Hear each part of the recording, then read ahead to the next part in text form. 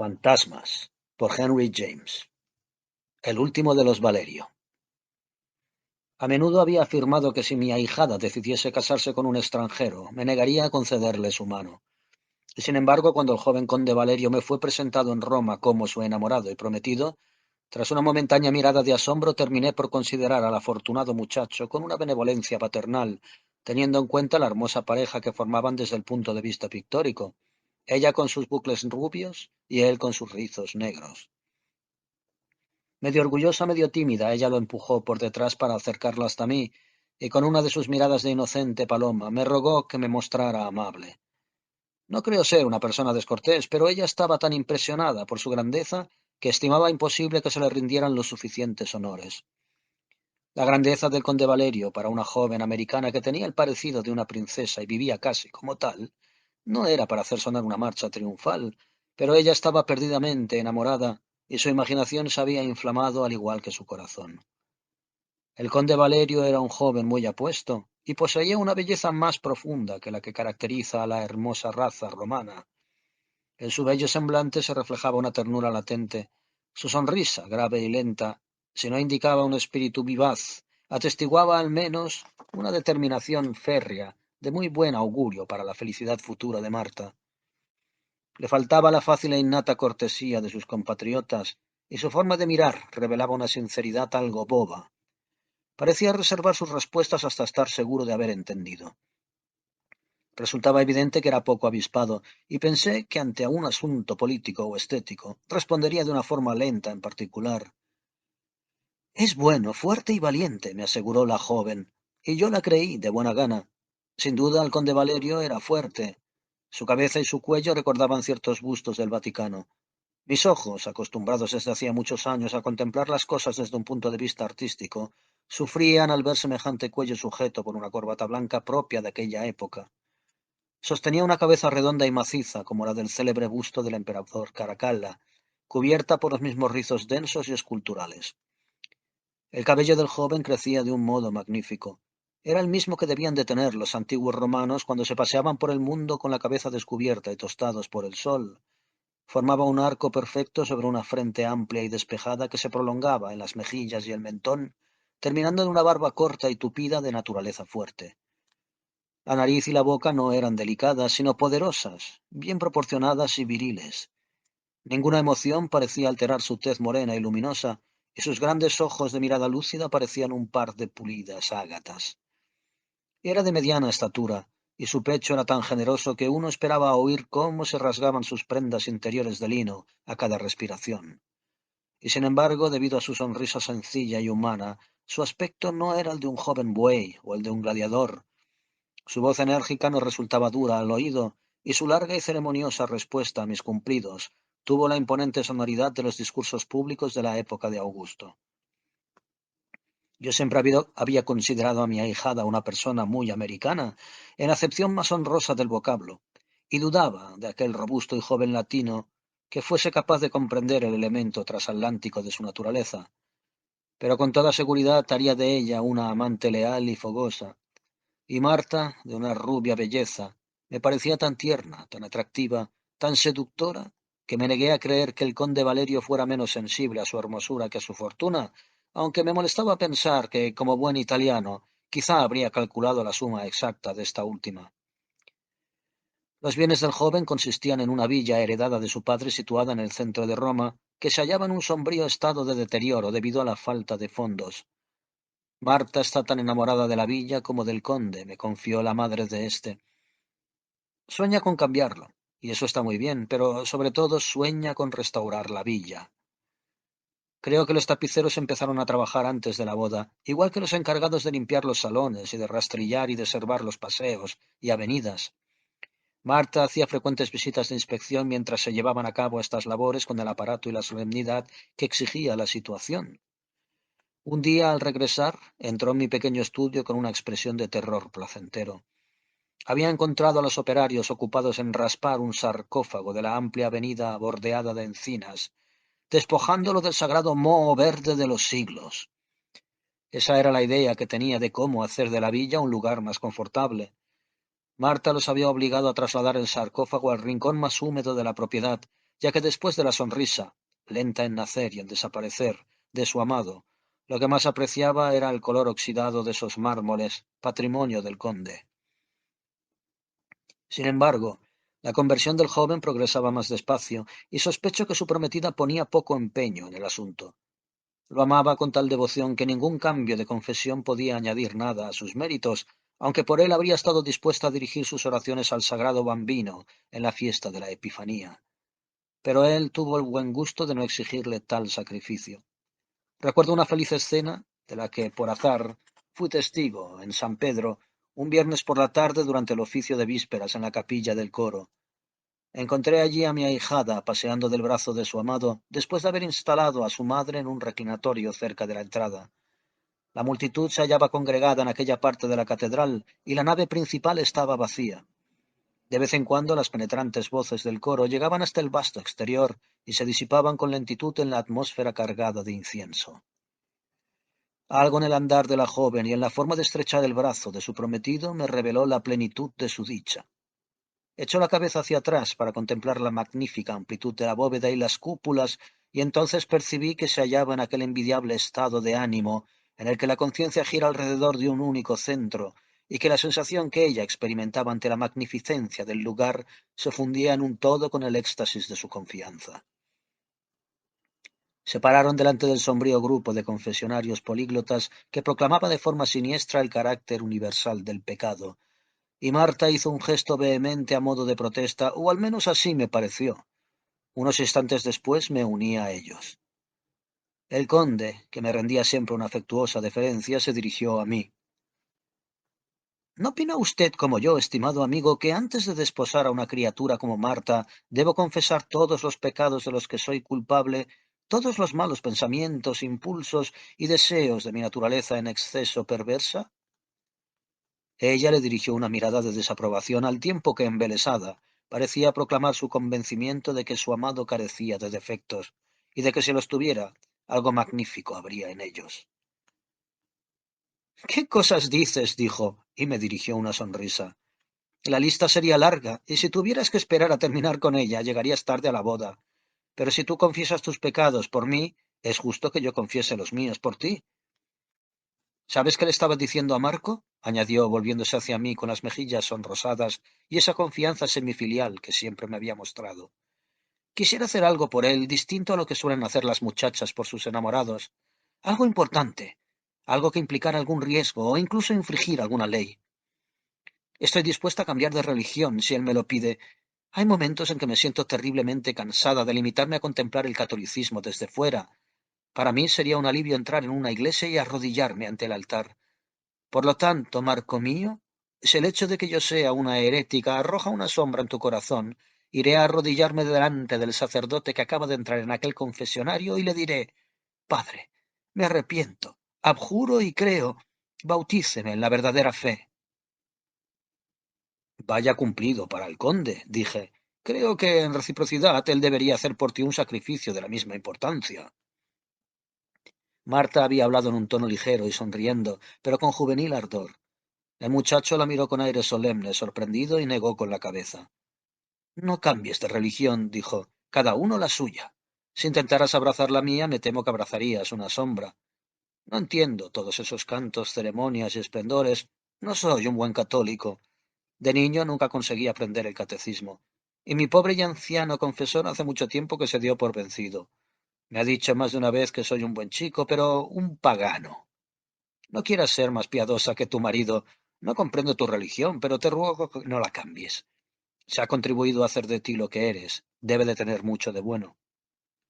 Cogió la mano de Marta con la intención de llevarla con ternura a sus labios, pero recordó de pronto que se hallaban en un lugar poco apropiado para las pasiones profanas, de modo que la bajó con una sonrisa traviesa.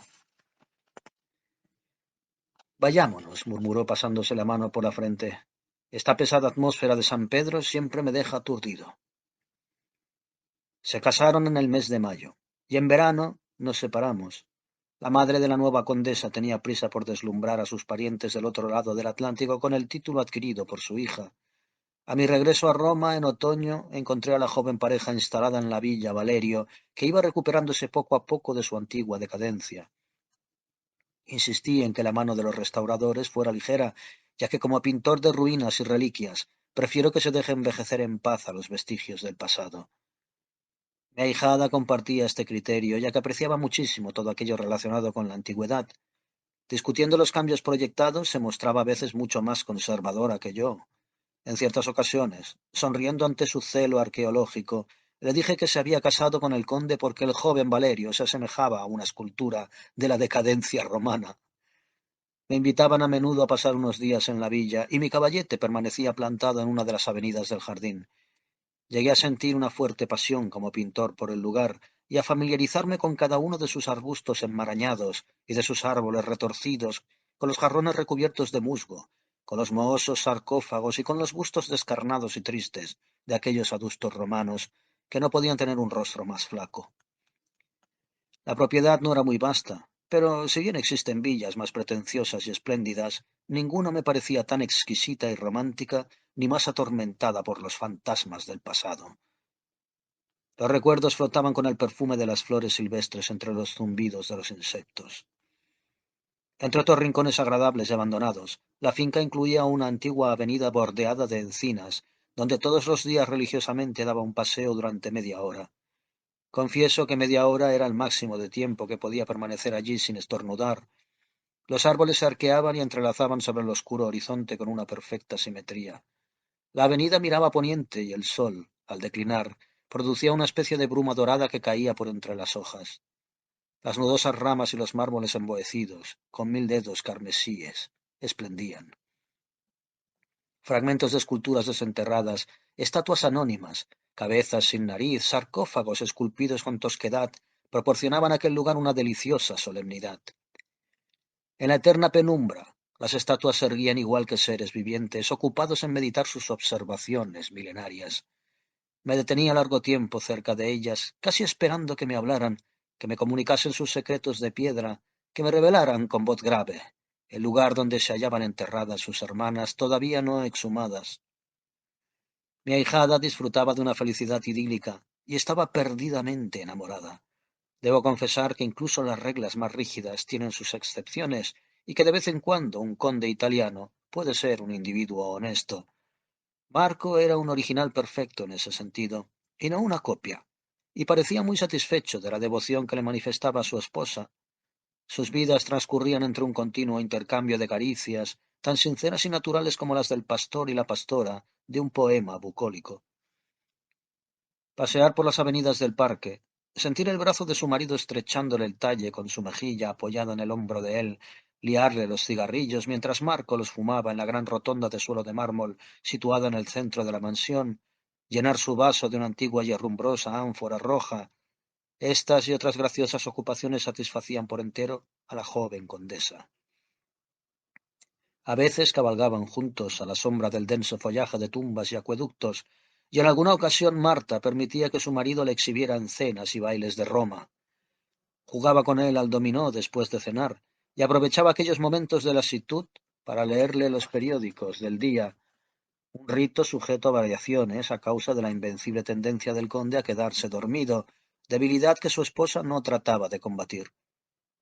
Se quedaba sentada a su lado, espantándole las moscas, mientras él roncaba tumbado como si de una estatua se tratara. Y si yo intentaba acercarme a ella, Marta ponía un dedo sobre sus labios y susurraba que su esposo era tan guapo dormido como despierto.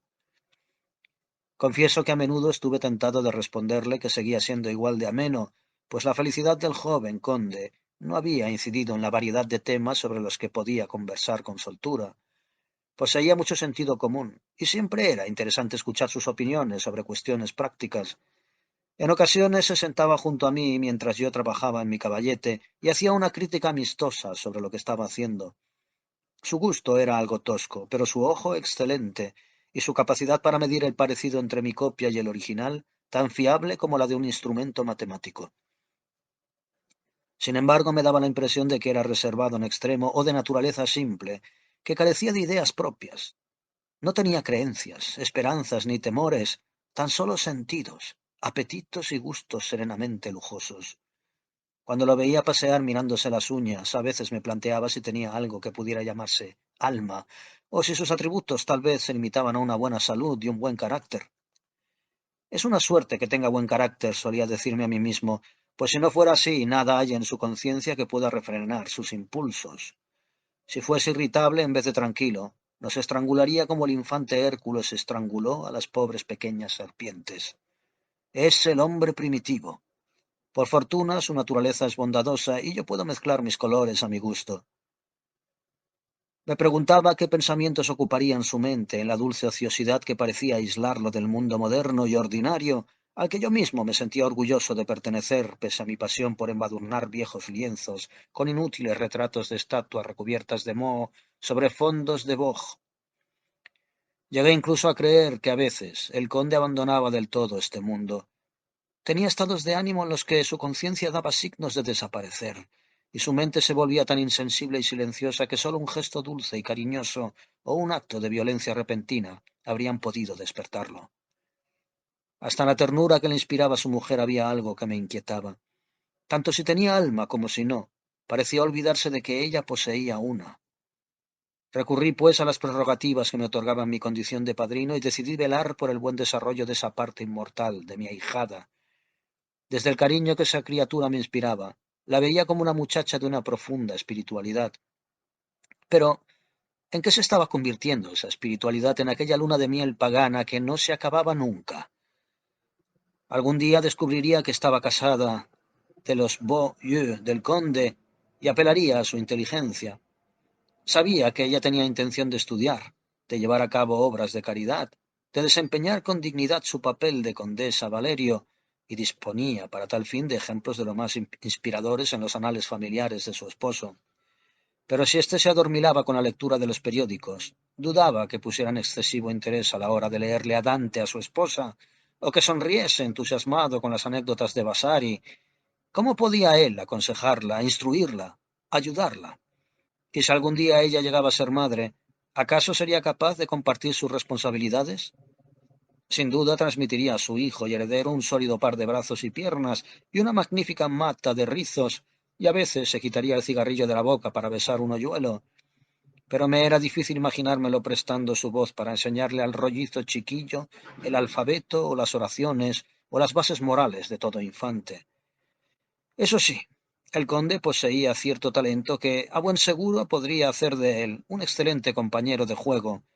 Llevaba en el bolsillo una colección de preciosos fragmentos de un pavimento antiguo, trocitos de pórfido, malaquita, lapislázuli y basalto, que había desenterrado de su propiedad y que brillaban pulidos por el uso. Se mantenía ocupado con ellos, y cada media hora realizaba un sencillo juego.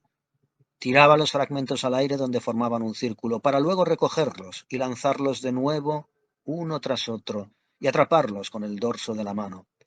Su habilidad era notable. Podía arrojar una piedra a 5 pies de altura y cogerla de nuevo. Yo esperaba impaciente y empujado por el cariño que le tenía a Marta, que poco a poco ella se diese cuenta de que su marido era un ser algo extraño. Una o dos veces en el transcurso de las semanas creí ver cierto atisbo de entendimiento por su parte y que me lanzaba una mirada con la intención de recordarme ciertos comentarios que yo le había hecho en el pasado y en los que afirmaba, decidan ustedes cuánto de verdad hay en ello, que un francés, un italiano o un español podían ser muy buenas personas, pero que no respetaban de verdad a la mujer que decían amar. Sin embargo, confieso que gran parte de estas inquietudes, prejuicios y sospechas se disiparon con rapidez en la atmósfera encantada de nuestra romántica y antigua villa. Nos hallábamos fuera del mundo de aquel entonces y no teníamos ninguna relación con los escrúpulos de la sociedad moderna.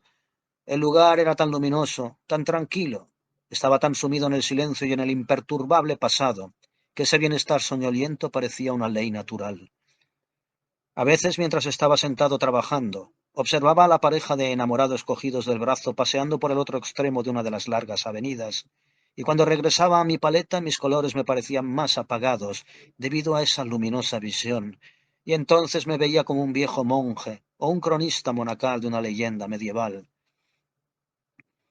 En el haber del conde hay que anotar que, cediendo a los ruegos de su esposa, había emprendido unas excavaciones sistemáticas. Las excavaciones son un lujo caro, y ni Marco ni sus antepasados habían dispuesto de los medios suficientes para sacrificarlos a la arqueología.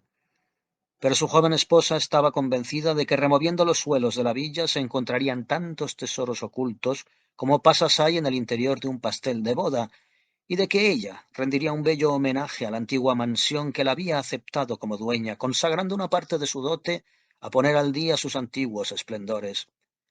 Creo que estaba convencida de que su generosidad desinfectaría sus dólares yanquis y los libraría de su insolente olor a negocios.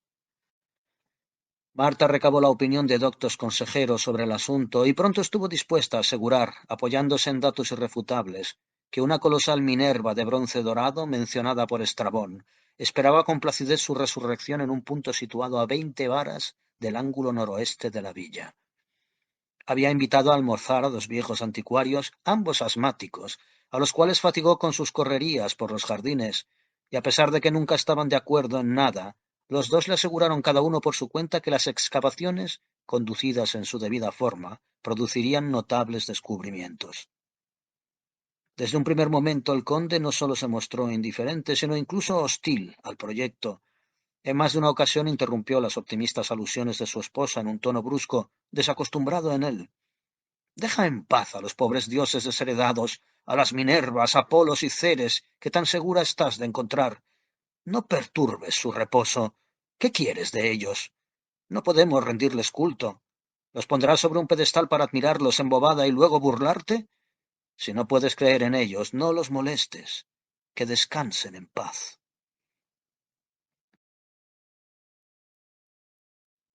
Recuerdo que quedé impresionado en gran medida por una confesión que su esposa consiguió arrancarle, tras decirle en un tono divertido en respuesta a las protestas del conde que éste se mostraba supersticioso. Sí, por Baco que lo soy, gritó. Demasiado, tal vez, pero soy italiano y debes aceptarme como tal. Aquí han sucedido cosas que han dejado tras de sí extrañas influencias, cosas que a vosotros no os afectan, desde luego. Pertenecéis a una raza distinta, pero a mí me conmueven a menudo entre el susurro de las hojas y el húmedo olor de la tierra, o sencillamente en los ojos vacíos de las estatuas antiguas. No puedo soportar mirarlas cara a cara. Me parece ver en sus órbitas otros ojos e ignoro lo que me dicen. Son fantasmas para mí. En realidad tenemos aquí demasiadas estatuas que nos acechan y espían desde todos los rincones. Exhumad otras y no respondo de mi razón. Marta encontró tan extravagante aquella descripción de los sentimientos de su marido que la tomó por una broma. En lo que a mí respecta intuía algo más serio, pero no me atreví a convertir en sospecha la sonrisa de la pobre muchacha. En consecuencia, Marta continuó sonriendo y manteniendo sus puntos de vista, y unos días después llegó una especie de experto en arqueología, escoltado por una docena de obreros equipados con picos y palas. Su presencia me contrarió, aunque nada dije, pues a pesar de que me gustaban las estatuas exhumadas, temía ver el suelo removido o escuchar los ruidos profanos que en lo sucesivo turbarían como una falsa nota el soñoliento silencio de los jardines. El personaje que dirigía aquellas operaciones me inspiraba una verdadera aversión. Era un hombre bajito y feo, una especie de enano semejante a un genio del mundo subterráneo que fisgoneaba por la propiedad con una maliciosa sonrisa que sugería que el dinero del señor conde le seducía mucho más que los mármoles y los bronces que pudiera encontrar. Cuando empezaron a remover la tierra, el humor del conde pareció cambiar como si su curiosidad venciera sus escrúpulos. Aspiraba con embeleso el olor de la tierra húmeda y observaba el trabajo de los obreros que cavaban cada día a más profundidad, con una curiosidad ardiente en los ojos. Cada vez que uno de los picos golpeaba de pronto una piedra, Marco profería un grito agudo y no se precipitaba en el interior de la zanja abierta solo porque el experto le aseguraba que se trataba de una falsa alarma. La perspectiva inminente de algún descubrimiento parecía afectarle los nervios, y más de una vez lo encontré deambulando inquieto por alguna de las avenidas con expresión pensativa, como si al fin también él hubiese aprendido a reflexionar.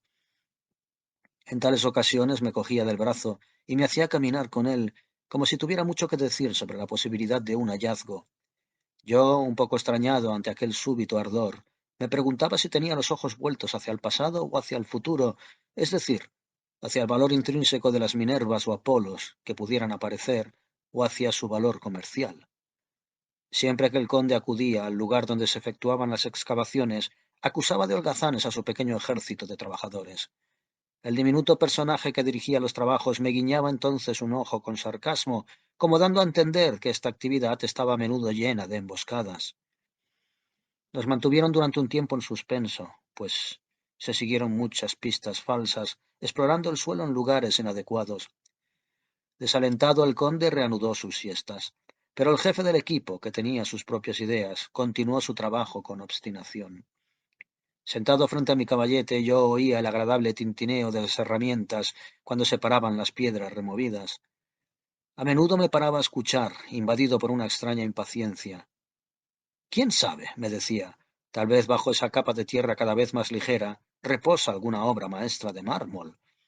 En el fondo del mar quedan peces tanto o más bonitos que los que uno pesca. Tal vez me llamen para dar la bienvenida a un nuevo Antino vuelto a la gloria, o a una Venus, un Fauno o un Augusto. Una mañana, durante una media hora, me pareció oír que la excitación de las voces iba en aumento, pero absorto como estaba en una tarea difícil, no fui en busca de información. De pronto una sombra se proyectó sobre mi lienzo y me volví. El pequeño jefe de las excavaciones se encontraba a mi lado con la gorra en la mano, los ojos brillantes y la frente bañada en sudor. En el hueco de su brazo tenía un fragmento de mármol cubierto de tierra. En respuesta a mi mirada interrogante, me acercó el fragmento y vi que se trataba de una mano de mujer modelada con gran belleza. Venga, me dijo simplemente el hombre, y me condujo hacia el lugar de las excavaciones. Los obreros formaban un grupo tan compacto ante la zanja que no vi nada hasta que el jefe los hubo apartado. Entonces pude distinguir, iluminada de lleno por el sol, del que reflejaba la luz pese a sus manchas oscuras, erguida en medio de las piedras, una majestuosa estatua de mármol. Me pareció enorme, pero enseguida me di cuenta de que tenía las proporciones de una mujer excepcionalmente alta. Mi pulso se aceleró.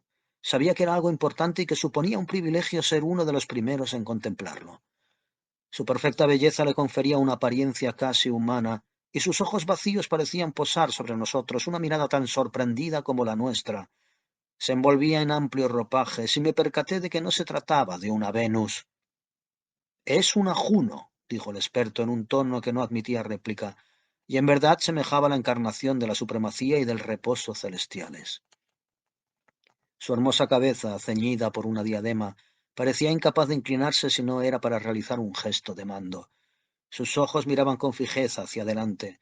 Su boca reflejaba una gravedad inmutable. Una de sus manos había sostenido sin duda en otros tiempos una especie de cetro imperial. El brazo, que se había desaprendido después de la exhumación, pendía sobre su costado con la majestuosidad de una reina. El trabajo era perfecto, y aunque había algo en él que denotaba un intento de darle una expresión más personal, sus formas sólidas y simples al mismo tiempo correspondían al mejor de los períodos helénicos. Era una obra maestra de habilidad y una maravilla de conservación. ¿Lo sabe el conde?, pregunté de inmediato, ya que experimentaba cierta culpabilidad, como si nuestras miradas estuvieran arrebatando algo a la estatua.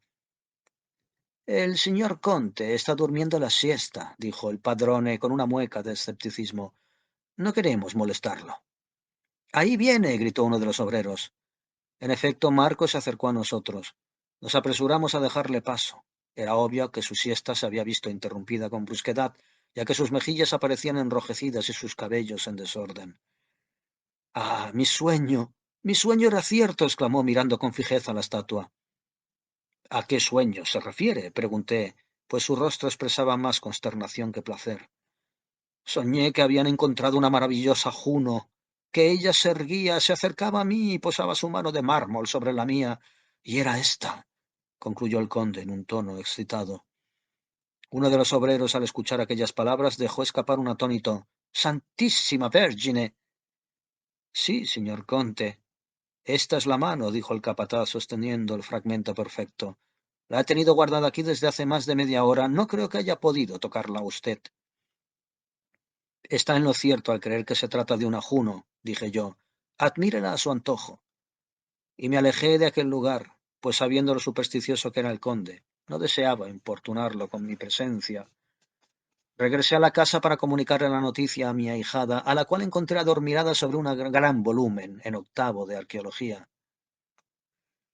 «Han llegado al fondo», dije. «Han encontrado una obra de Fidias o de Praxíteles, por lo menos».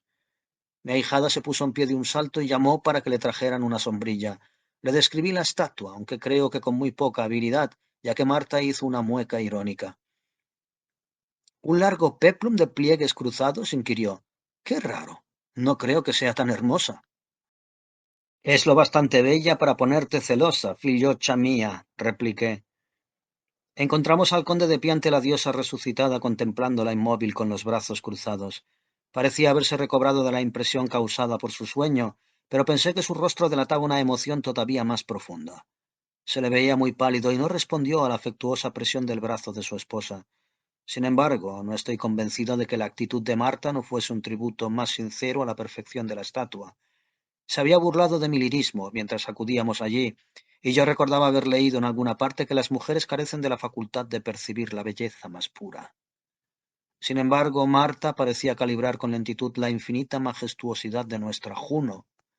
La contempló largo tiempo en silencio, apoyada en su marido.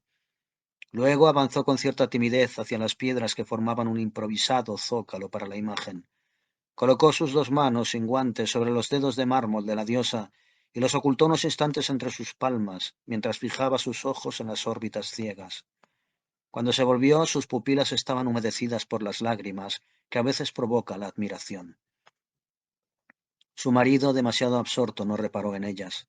Al parecer había dado órdenes de que se obsequiara a los obreros con una barrica de vino para celebrar el descubrimiento.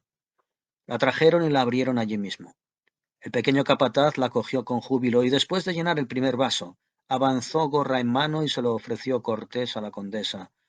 Marta se limitó a mojar sus labios y pasó el vaso a su marido, quien lo alzó de forma mecánica hasta los suyos, pero de pronto interrumpió aquel gesto, y extendiendo el brazo esparció el contenido del vaso despacio y con solemnidad a los pies de la Juno. Eso es una libación, exclamé. El conde no contestó y se marchó con paso lento. Durante el resto del día no se trabajó más. Los obreros tumbados sobre la hierba contemplaban con un placer de auténticos romanos la bella escultura, dando buena cuenta del vino en una ceremonia pagana. Al atardecer, el conde hizo una nueva visita a Juno y dio órdenes para que al día siguiente fuese trasladada al casino. El casino era un pabellón abandonado construido a imitación, muy bien lograda, de un templo jónico, donde los antepasados de Marco debieron de reunirse a menudo para beber refrescos en finas copas venecianas y escuchar madrigales y otros concetti.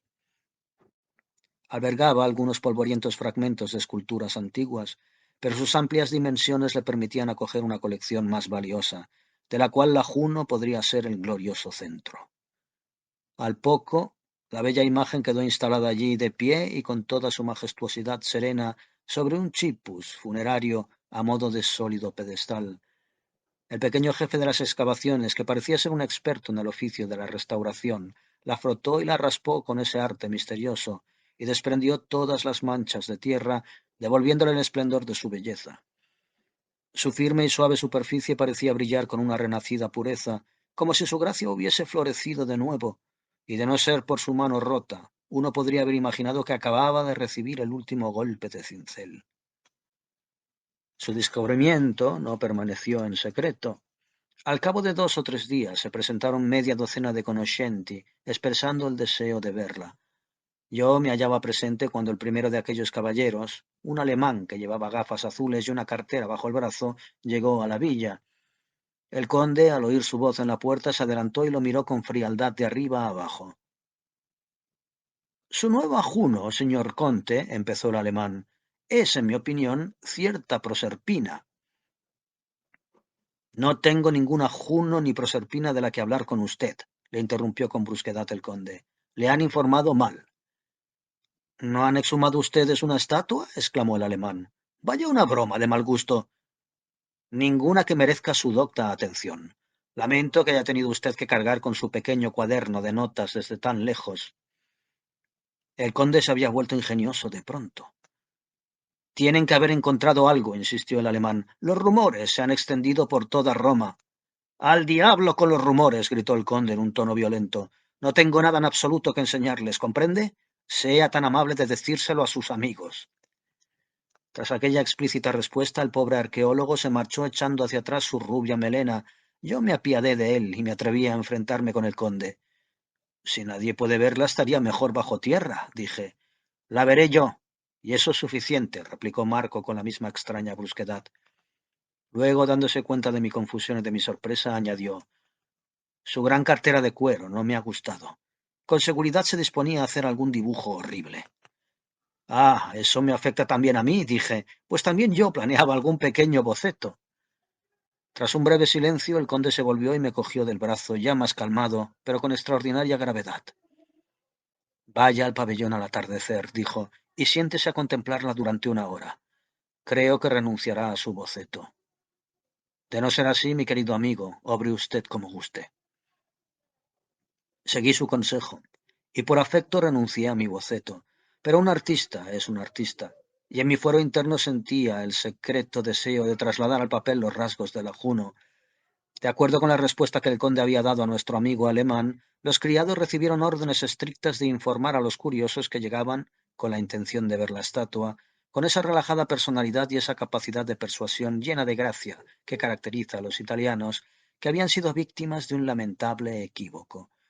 No me cabe la menor duda de que, a falta de una mejor oportunidad, sacaron un provecho lucrativo de esas falsas simpatías. Se suspendieron todas las excavaciones que suponían una afrenta a la incomparable Juno. Los obreros se marcharon, pero el pequeño capataz continuó merodeando por la villa y sondeando el suelo por su cuenta. Un día se acercó a mí con su habitual mueca ambigua. ¿Y la hermosa mano de la Juno? Inquirió. ¿Dónde está? No he vuelto a verla desde que usted me llamó para enseñármela. Recuerdo que cuando me marché estaba sobre la hierba, cerca de la excavación, donde yo mismo la dejé, pero después desapareció. Pare imposible. ¿Sospecha usted de alguno de sus obreros? Un fragmento como ese les proporcionaría más scudi de lo que la mayoría de ellos han visto en su vida. Algunos, quizás, son más ladrones que otros, pero si llamara al más sospechoso de ellos y le acusase en público, el conde intervendría. Sin embargo, él debe de apreciar mucho esa hermosa mano.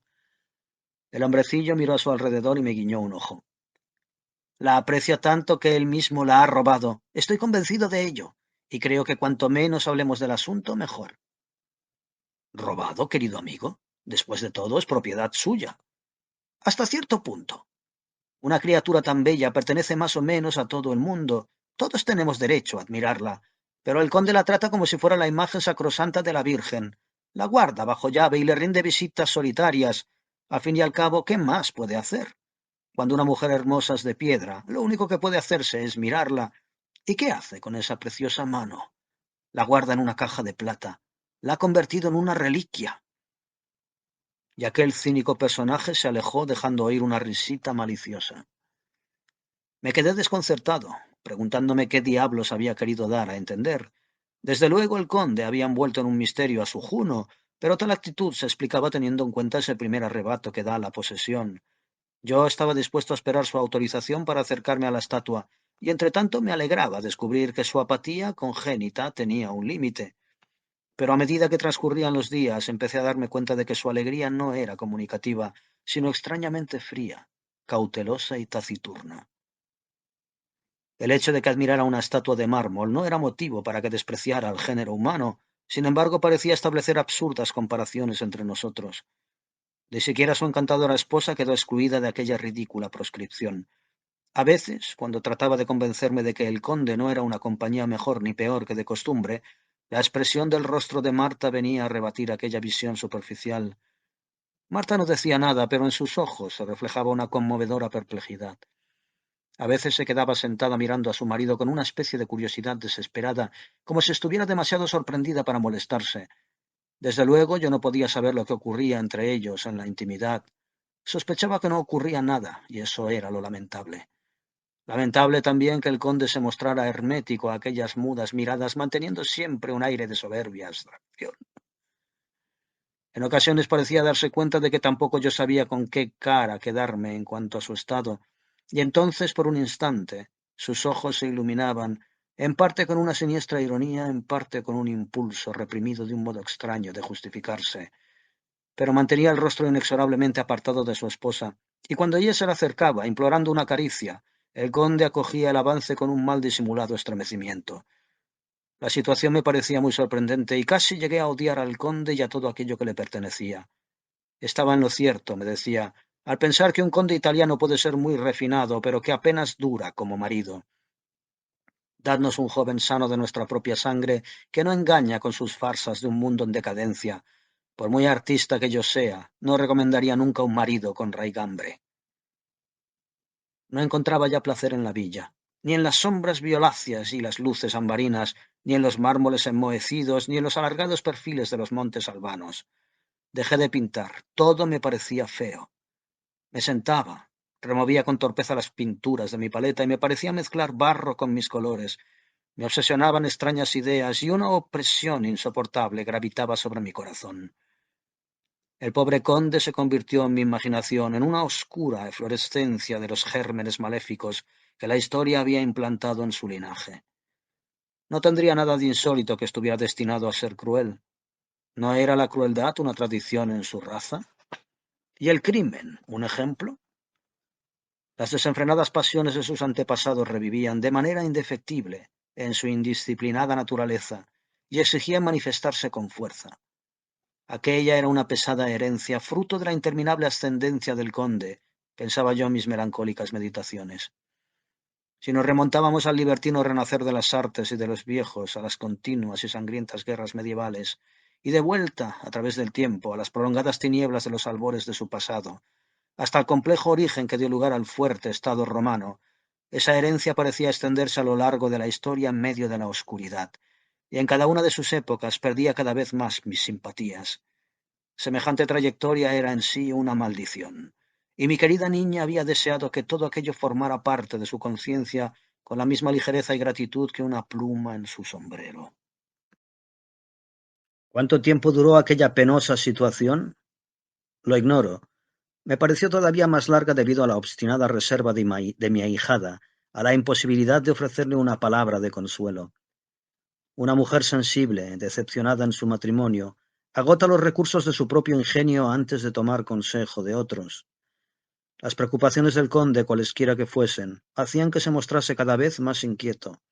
Iba de un lado para otro sin rumbo fijo, con un andar nervioso y acelerado.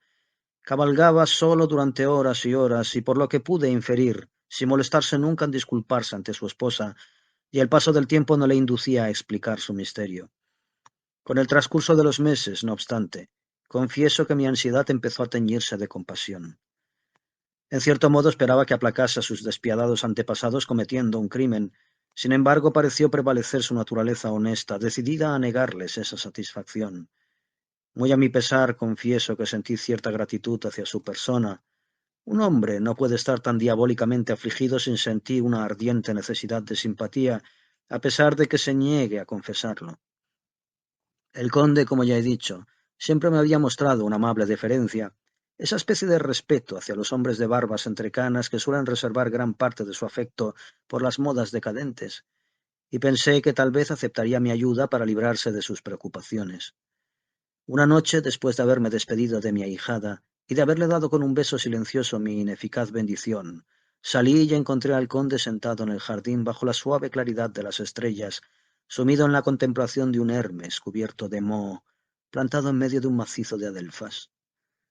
Me senté a su lado y le dije sin rodeos que su conducta exigía una explicación. Volvió a medias la cabeza y por un instante ardió una llama en sus oscuras pupilas. Comprendo, dijo. ¿Cree usted que estoy loco? Y se llevó el dedo índice a la sien.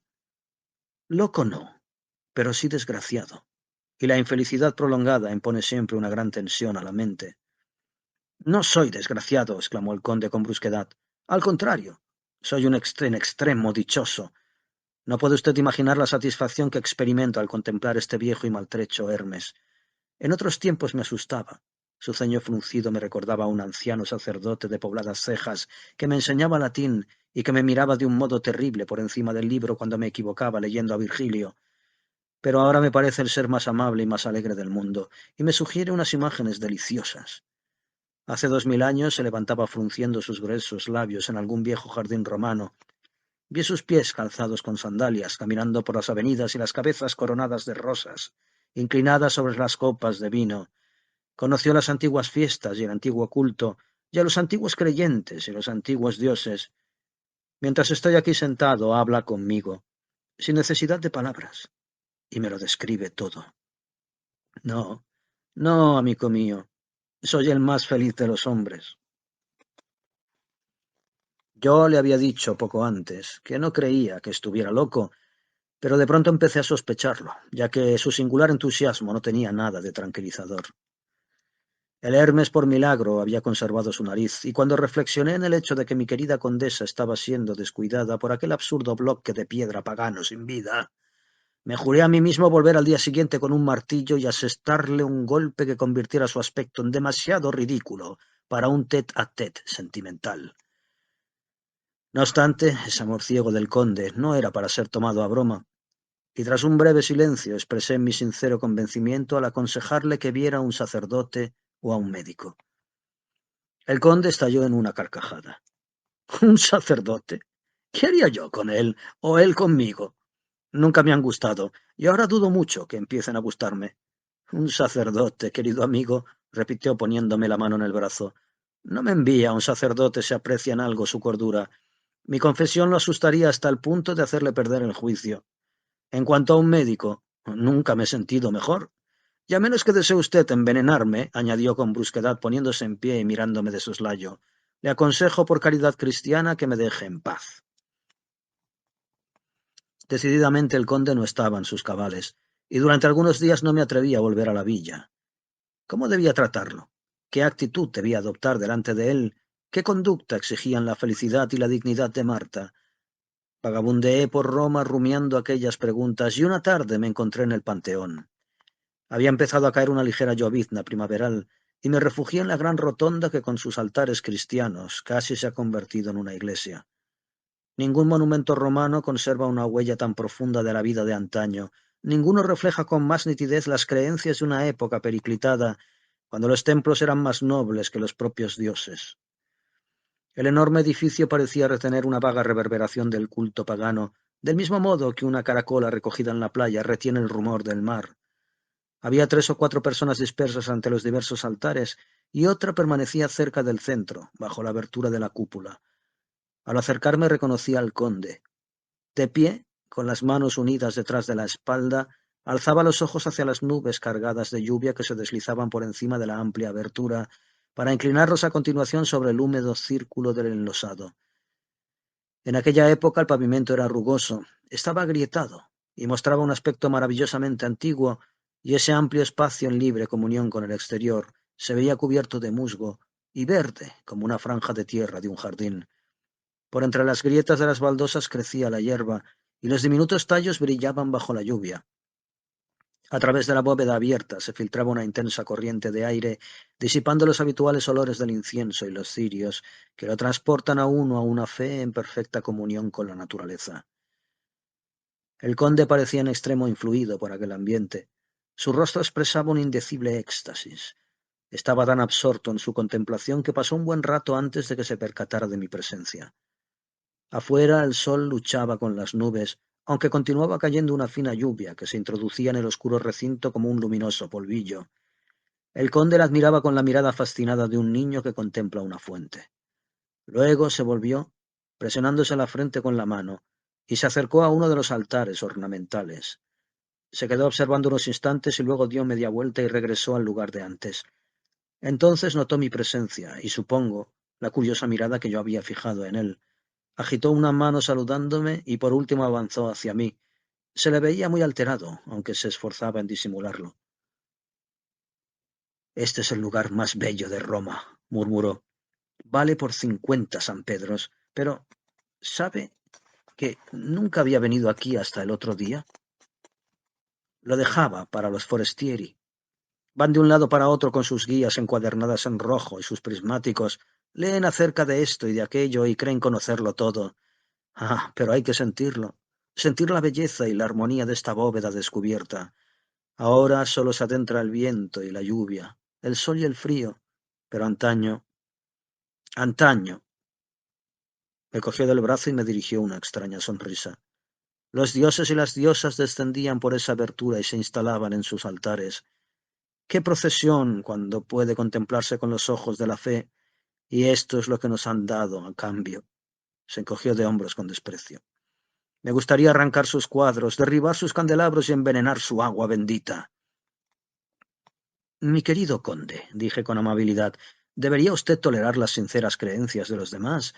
¿O acaso le gustaría restablecer la Inquisición en beneficio de Júpiter y de Mercurio? La gente no toleraría mis creencias si las sospechara, replicó el conde. Se ha hablado mucho de las persecuciones paganas, pero los cristianos también han perseguido, y los antiguos dioses han sido adorados en las cavernas y en los bosques tanto como los nuevos, y no son peores por eso. Eran los torrentes, en la tierra, en el aire y en el agua, donde habitaban, y también aquí, a pesar de todos vuestros lustres cristianos, puede encontrarlos un hijo de la vieja Italia. Había dicho más de lo que se proponía decir, y su máscara por fin había caído. Lo miré con fijeza y experimenté por él la compasión que nos inspira toda criatura irresponsable, sobreexcitada. Me pareció adivinar el origen de su tormento, y mi alivio fue tan intenso que estuve a punto de soltar una carcajada, pero me limité a sonreír con benevolencia. El conde me miró a su vez con recelo, como si meditara hasta qué punto se había traicionado a sí mismo, y en sus ojos vi que de alguna manera se sabía atrapado. Era tal mi gratitud que estaba dispuesto a agradecérselo a todos los dioses que él quisiera. Tenga cuidado, le dije con el fin de aliviar la tensión que se había establecido entre nosotros. Está usted diciendo unas cosas que si las oyese el sacristán y la diera por contarlas. Y pasando mi mano por debajo de su brazo me lo llevé de allí. Yo estaba desconcertado e impresionado, pero también me sentía más tranquilo y experimentaba cierta diversión. De pronto el conde se había convertido para mí en un fenómeno deliciosamente curioso, y pasé el resto del día meditando en la extraña perdurabilidad de las características raciales.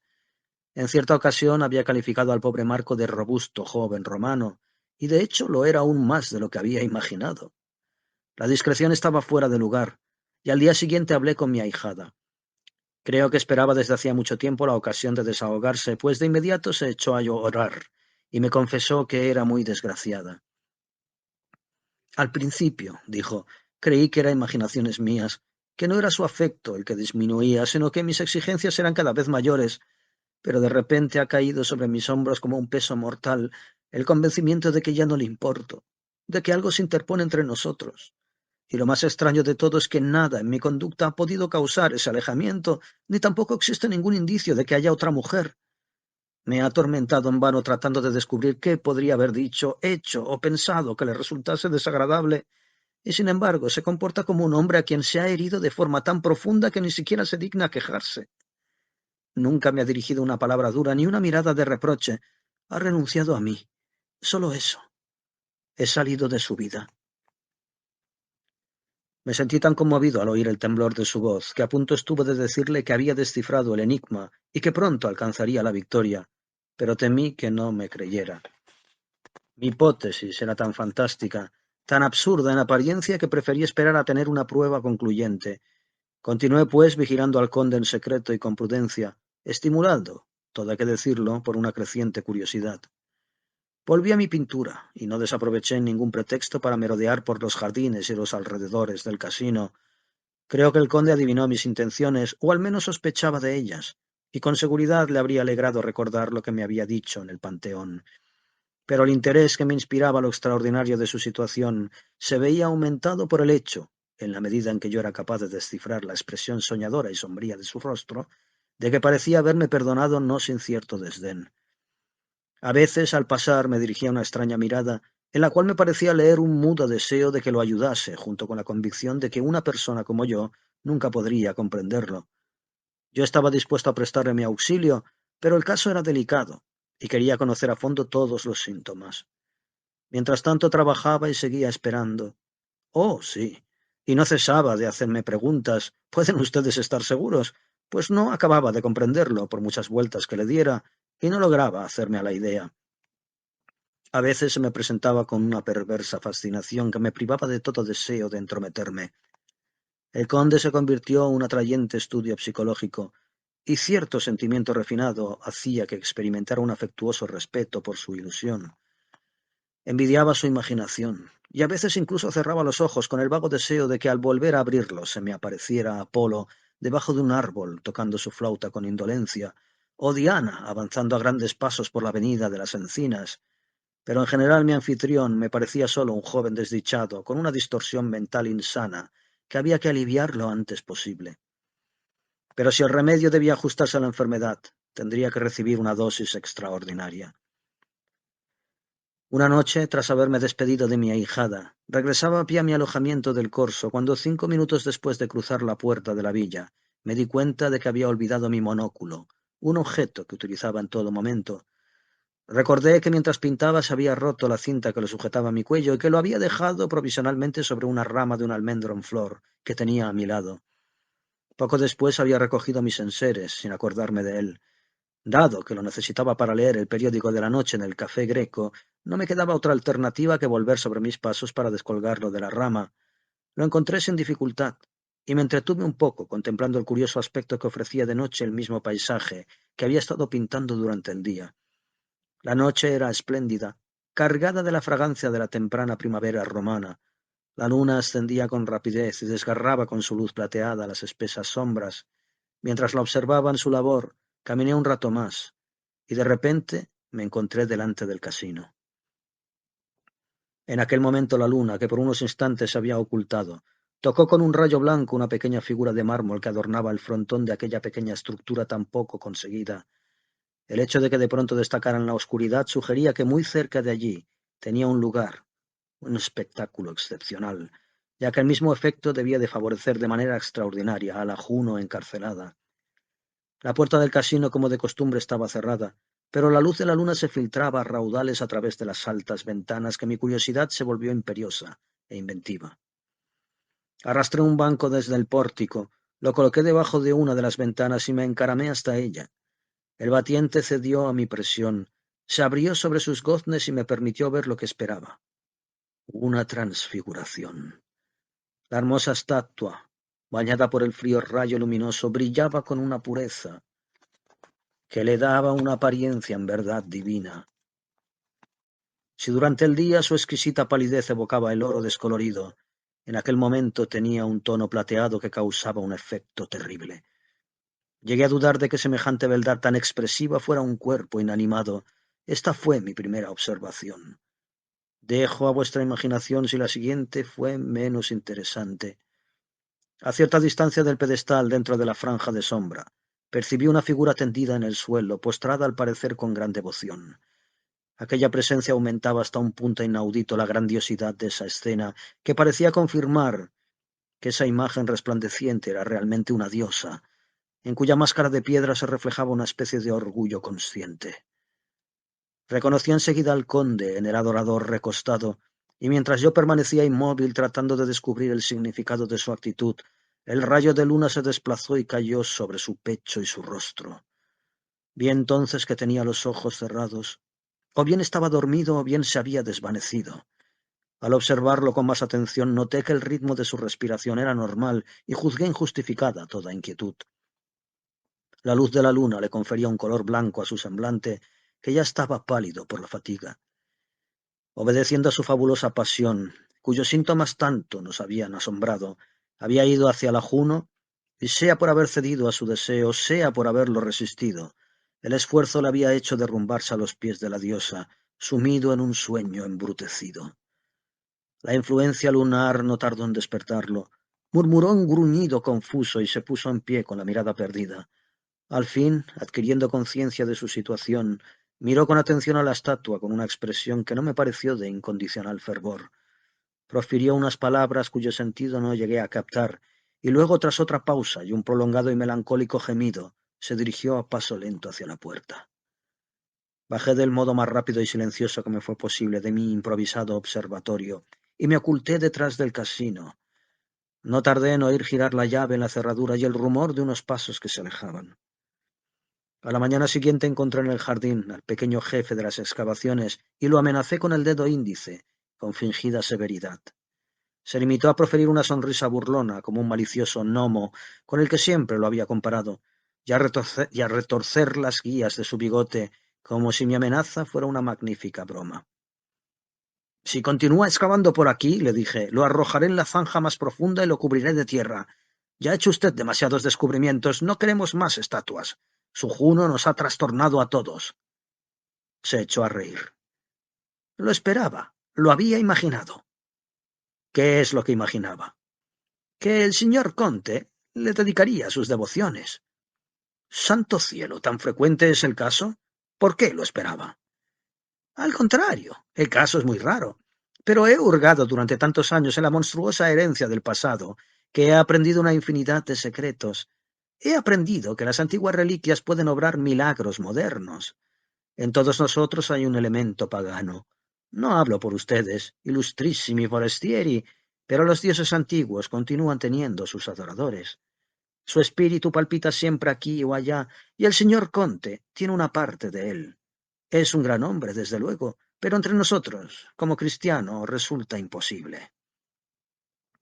Y aquel singular personaje estalló en otra carcajada.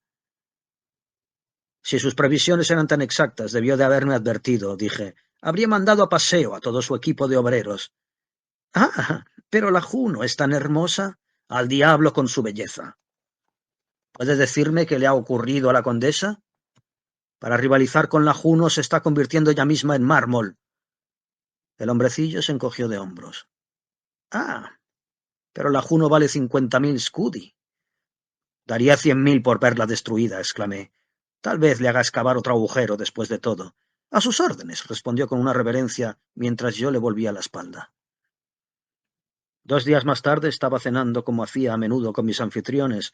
Por primera vez después de su postración en el casino, me encontré frente a frente con el conde, quien se mostraba más taciturno y ausente que de costumbre. Tuve la impresión de que el camino de la fe antigua no estaba sembrado de rosas y que la Juno se estaba convirtiendo en una amante a la que cada día era más difícil servir. Apenas habíamos terminado de cenar cuando el conde se levantó de la mesa y cogió su sombrero.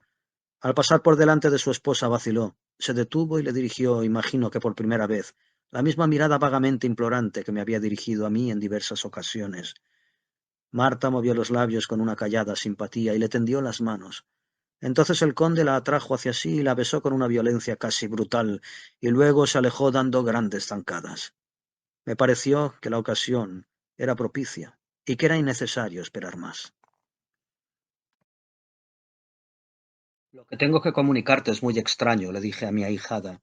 Muy sorprendente, casi inverosímil. Pero quizá no resulte tan terrible para ti como lo que temes. Existe una mujer en el caso. Tu rival es la Juno. El conde, ¿cómo te lo diría yo? El conde se la toma au sérieux. En serio. Marta permaneció silenciosa, pero al cabo de unos instantes su mano rozó mi brazo, y comprendí que con aquel gesto quería darme a entender que yo había expresado su propia creencia. Siempre has admirado su anticuada sencillez. Mira, mira dónde lo ha conducido. Ha vuelto a la fe de sus antepasados. Adormecida durante muchos siglos, esa estatua imperial la ha despertado en silencio. Marco cree en los fabulosos orígenes que se describen en los manuales de mitología, que en la escuela tú señalabas doblando la esquina de una de sus páginas, tratando de aprendértelos de memoria.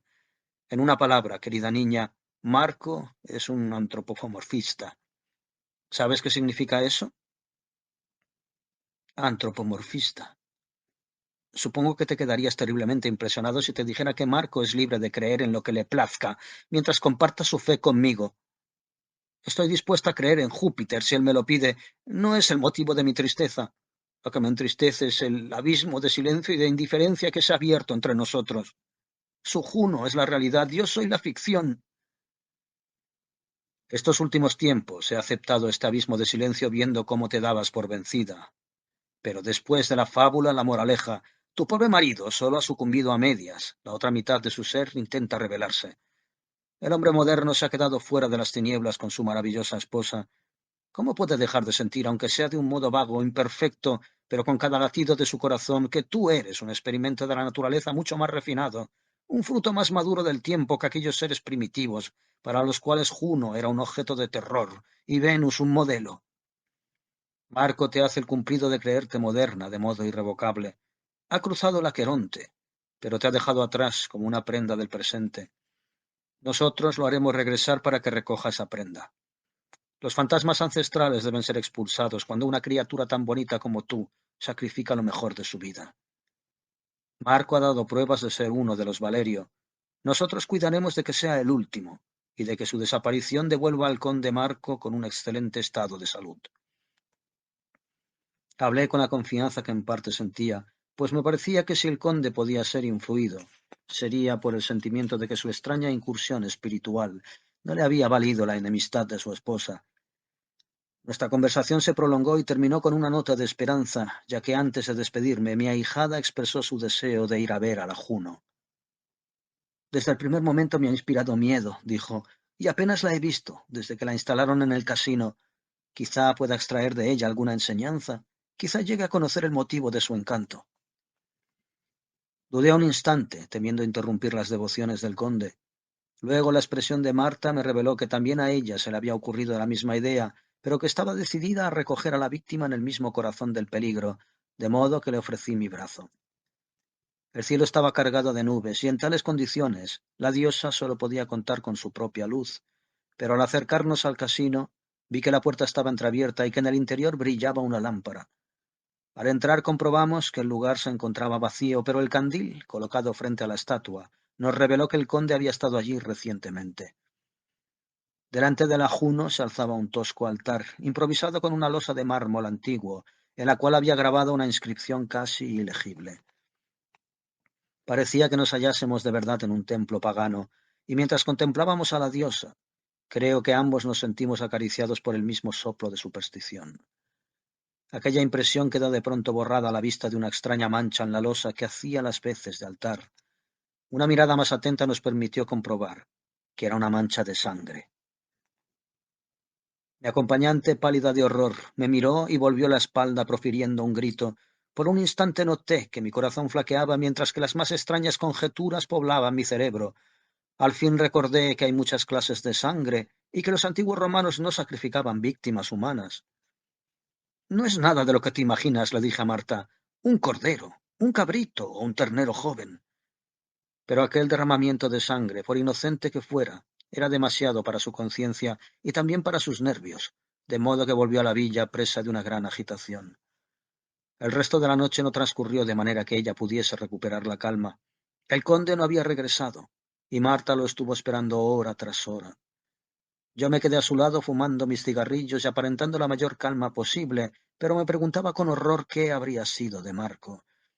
Poco a poco, a medida que transcurría el tiempo, llegué a formularme una vaga interpretación de aquellas extrañas prácticas, una interpretación que tal vez se acercaba a la verdad y, por lo tanto, resultaba esperanzadora. Las gotas de sangre sobre el altar, pensé, representan el último plazo de su deuda y al final de su ilusión.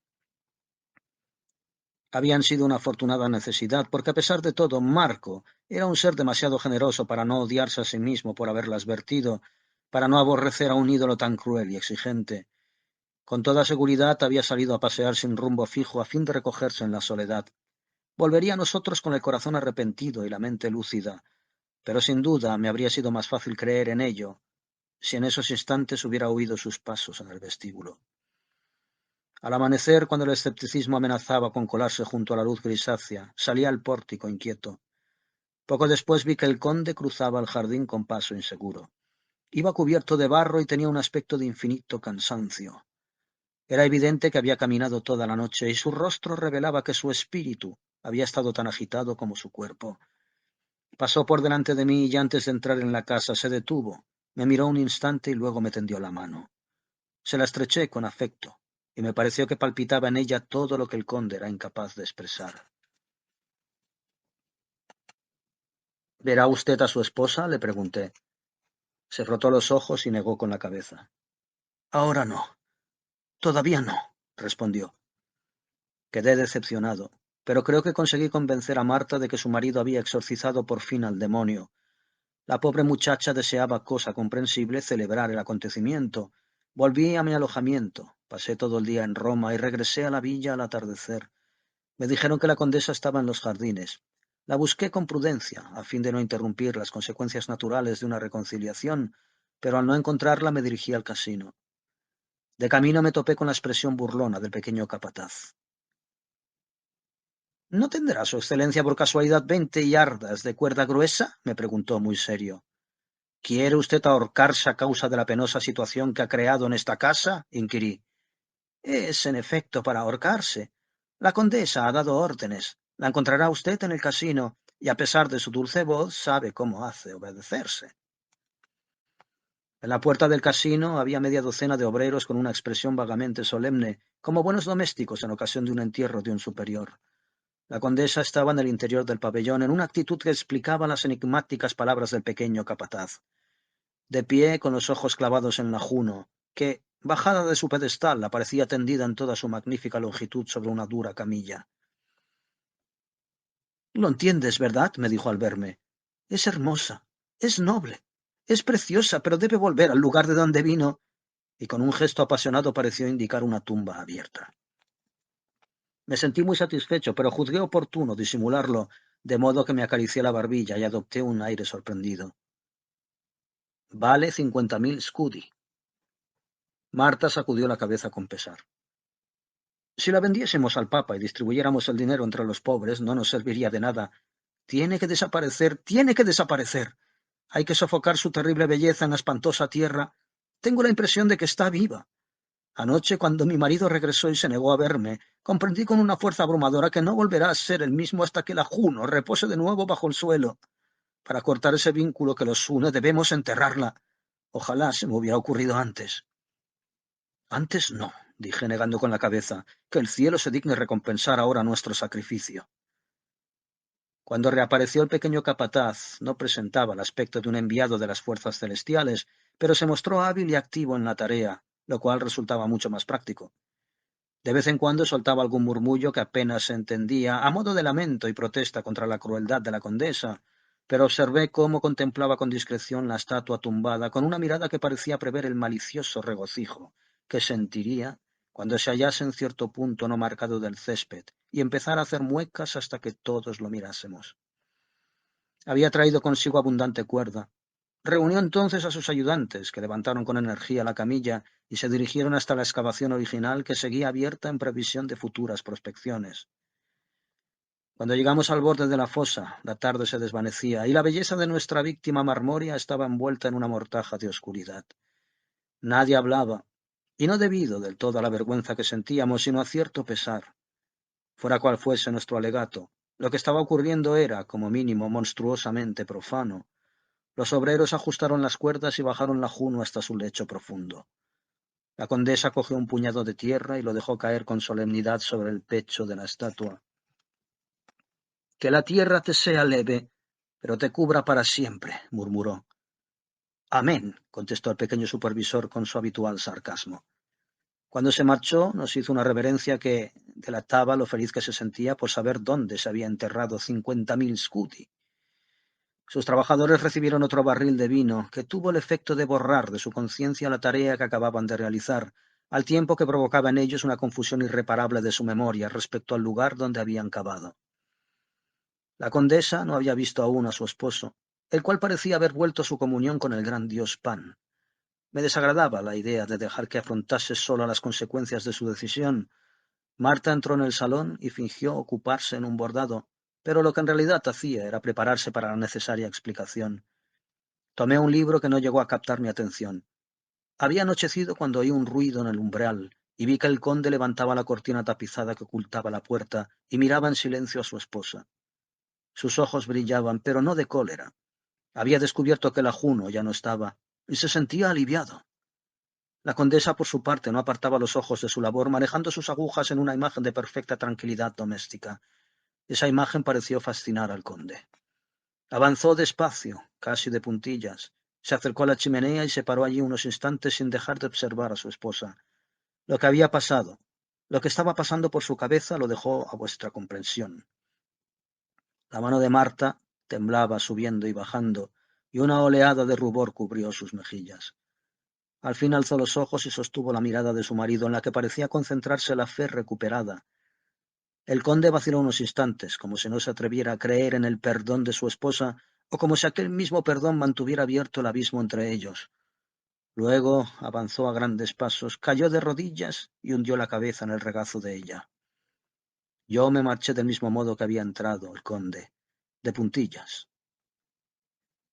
Nunca llegó a ser, si me lo permiten, un hombre del todo moderno, pero un día, años después, cuando un visitante a quien le estaban enseñando su gabinete le preguntó acerca de la mano de mármol que figuraba en el fondo de una de sus vitrinas, asumió una expresión grave y la cerró con llave. «Es la mano de una hermosa criatura a la que yo en otros tiempos admiré mucho», dijo. «¿Una romana?», inquirió el visitante con una maliciosa sonrisa. «No, una griega», respondió el conde, frunciendo el ceño.